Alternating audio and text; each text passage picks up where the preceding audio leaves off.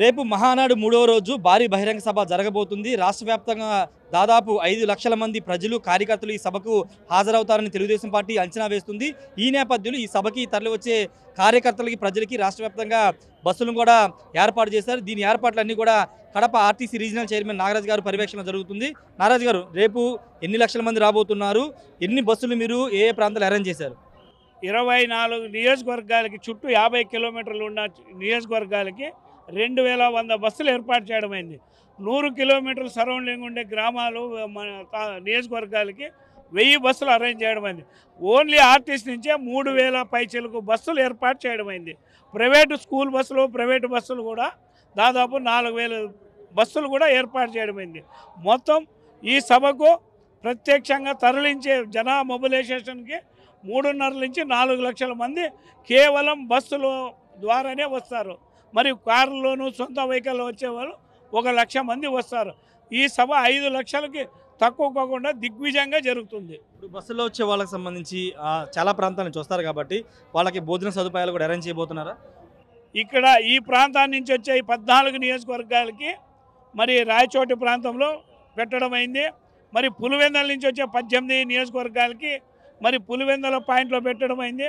మైత్కూరు నుంచి ఇక్కడ వచ్చే పొద్దుటూరు నుంచి వచ్చే వాళ్ళకి అక్కడ పాయింట్ పెట్టడం అయింది. 4 పాయింట్ల భోజనాలు ఏర్పాటు చేశాం. ప్రతి పాయింట్ కాడ 80,000 నుంచి 1,00,000 మందికి భోజనాలు ఏర్పాటు చేయడం జరిగింది. ప్రతి ఒక్కరూ రిటర్న్ జర్నీలో కూడా పొద్దున ఉదయం 9 గంటల నుంచి రాత్రి 1 గంట వరకు ప్రతి ఒక్కరికి భోజనం ఏర్పాట్లు చేయమని ముఖ్యమంత్రి గారు ఆదేశించడం అయింది.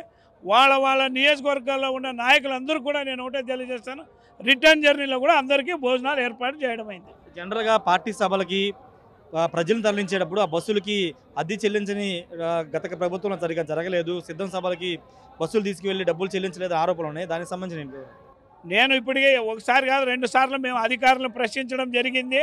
సిద్ధం సభలకు దాదాపు 200 కోట్ల రూపాయలు మరి ఆ రోజు వాడుకోవడం జరిగింది. ఇంతవరకు ఆ లెక్కలు తేల్చడం లేదు.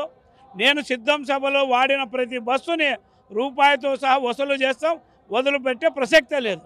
సుమారుగా ఎన్ని కోట్లు ఖర్చు చేసి ఉంటారు? దానికి సంబంధించిన వివరాలు ఏమైనా? దాదాపు 200 పైచీలకే వాళ్ళు మరి వాడడం జరిగింది. దాన్ని ఇంకా గణాంకాలతో సహా అధికారులు ఇమ్మన్నాం. వాళ్ళు ఎవరెవరు ఎంత కట్టారు, ఎక్కడ కట్టారో అన్నీ కూడా వివరాలు త్వరలోనే వెల్లడిస్తాం.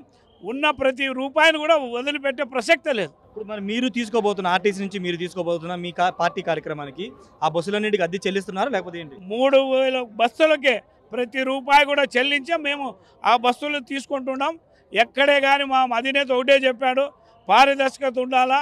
మనం ఆర్టీసీకి ఈరోజు నిజంగా 6 కోట్ల రూపాయలు ఈ సభ ద్వారా ఆర్టీసీ ఆదాయం పెరిగింది. మరి ఆదాయాన్ని కూడా మరి ముఖ్యమంత్రి గారు మరి ఈరోజు మరి ప్రతి రూపాయి చెల్లించి అందరూ శాసనసభ్యులు మరి సంబంధించిన పార్టీ నాయకులతో కట్టించడం కూడా జరిగింది. ఆనా వెంకటరమణారెడ్డి గారు ఉన్నారు, ఆయనతో కూడా మాట్లాడదాం. సార్, రేపు భారీ బహిరంగ సభ అంచనాల మించి రాబోతున్నారండి. ఎందుకంటే నిన్న మీరు ఊహించిన విధంగా 22,000 మంది అనుకుంటే 50,000 మంది వచ్చారు. ఈరోజు 50,000 అనుకుంటే 70 దాటినట్టు తెలుస్తుంది. రేపు ఎంతమంది రావచ్చు ఏంటి సార్? రేపు ఆల్మోస్ట్ మేము మా అరేంజ్మెంట్సే 6 లక్షల మందికి చేస్తున్నాం. ఫుడ్ అయితే ఏమి అంతా. సో ఈ 6 లక్షలు కూడా దాటొచ్చు అనే అంచనాల మీద ఉన్నాము. So let us see, super success story అనేది ఆల్రెడీ అండర్స్టూడ్ కాబట్టి బ్రహ్మాండంగా రేపు మీటింగ్ ఉండబోతుంది. ప్లస్ తెలుగుదేశం పార్టీ నిబద్ధత ఏంటంటే ప్రతి బస్సుకి రూపాయి చెల్లించి ప్రతి బస్సు తీసుకున్నాం. ఇదే జగన్మోహన్ రెడ్డి ప్రభుత్వంలో సిద్ధం సభలో వేలాది బస్సులు, ఒక్క సభ కాదు ఎన్నో సభలు, ఈరోజు కూడా 10% డబ్బులు కట్టని పరిస్థితి.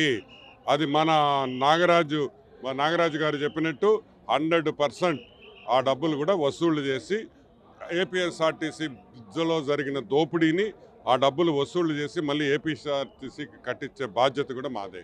ఏమైనా ఫిర్యాదులు చేయడం జరిగిందా? సిద్ధం సభలు చాలా జరిగాయి, రాష్ట్ర వ్యాప్తంగా ఆర్టీసీ బస్సులను వాడుకున్నాం అని చెప్తే ఫిర్యాదు చేసి. ఫిర్యాదు ఏముంది, ఎన్ని బస్సులు తీసుకున్నారో తెలుసు, ఎంత డబ్బులు కట్టారో తెలుసు. ఆడ లెక్కలు చూస్తే అర్థమవుద్ది కదా, ఫిర్యాదు ఎందుకు? ఇప్పుడు రావాల్సిన డబ్బులు అయితే ఏపీఎస్ఆర్టీసీకి రావాలా, ఈరోజు అట్లా ఏం వాళ్ళ అబ్బ సొత్తు కాదు కదా.